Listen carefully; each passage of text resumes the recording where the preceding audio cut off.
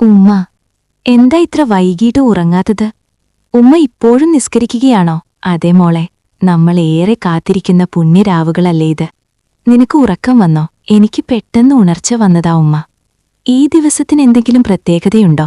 എല്ലാവരും രാത്രി ഉറങ്ങാതെ പ്രാർത്ഥിക്കുന്നത് കാണുന്നുണ്ടല്ലോ. ഉണ്ടല്ലോ മോളെ, ഇത് റമളാനിലെ അവസാന 10 ഇതിലാണ് ലൈലത്തുൽ ഖദർ എന്ന പുണ്യരാവ് ഒളിഞ്ഞിരിക്കുന്നത്. ലൈലത്തുൽ ഖദരോ? അതെന്താണ് ഉമ്മ? ലൈലത്തുൽ ഖദർ എന്നാൽ വിധി നിർണയിക്കപ്പെടുന്ന രാത്രി എന്നാണർത്ഥം. 1000 മാസങ്ങളേക്കാൾ പുണ്യമുള്ളൊരു രാത്രിയാണിത്. അതായത് ഒരു രാത്രി നമ്മൾ ചെയ്യുന്ന പ്രാർത്ഥനയും ഇബാദത്തും ഏകദേശം 83 വർഷം തുടർച്ചയായി ചെയ്യുന്നതിനേക്കാൾ വലിയ പ്രതിഫലം നൽകുന്ന ഒന്നാണ്. അത്രയും വലിയ പ്രതിഫലമോ?